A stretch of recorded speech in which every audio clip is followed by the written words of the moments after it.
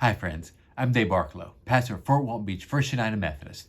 Welcome to the Pastor's Study, our daily devotional to help us focus our mind on the things of God.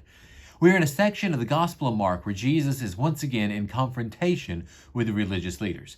This has happened on and off through the Gospel of Mark, and Jesus showed some exasperations with them in our previous day's reading where they asked for a sign, and he just seems to be exasperated with them. What more can he do for them, right?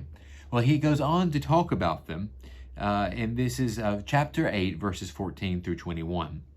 Now the disciples had forgotten to bring any bread, and they had only one loaf with them in the boat. And he cautioned them, saying, "Watch out, beware of the yeast of the Pharisees, and the yeast of Herod." They said to one another, "It is because we have no bread." And becoming aware of it, Jesus said to them, "Why are you talking about having no bread? Still you do not perceive or understand? Are your hearts hardened? Do you have eyes and fail to see? Do you have ears and fail to hear? And do you not remember when I broke 5 loaves for 5,000, and how many baskets full of broken pieces did you collect?" And they said to him, 12. "And the 7 for the 4,000, how many baskets full of broken pieces did you collect?" And they said to him, 7. Then he said to them, "Do you not yet understand?"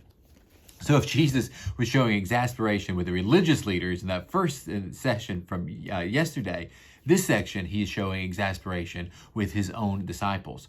He starts off by trying to warn them about those religious leaders who would work doubt into their minds like yeast leavening bread. And they can't seem to get it. They don't get the analogy. They don't get the symbolism. They're worried because they feel like they've let Jesus down by only having one loaf of bread. And I get that.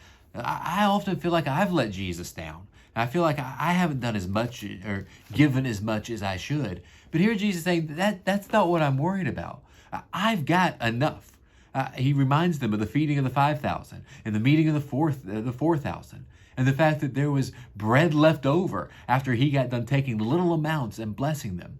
It's not about how much we give to God, but rather it's giving to God what we have, and God can use it. And Jesus here is trying to make a spiritual point about the leaven of the Pharisees and the leaders, but the disciples are too focused in on the physical needs in front of them, too much dialed in on what's happening on physically around them to hear the spiritual truth of what Jesus is saying. Now, I believe firmly that the spiritual and the physical, they interact. You can't have a person without a body and a soul. What we do physically matters to our spirit. And how our spirit is, well, it will dictate what we do physically. But yet too often we get wrapped up in worldly physical things and we can't hear the call of Christ. So today, friends, I hope we can take some time and attend to the call of Christ. Attend to what Jesus is telling us through his scriptures, through his word, through other people, through the circumstances in your life. Where are you with Jesus today? Take a moment and stop. Be quiet and listen that he can teach your heart what he has for you today. Remember, friends, I love you. Take care of yourselves and shine the light of Christ.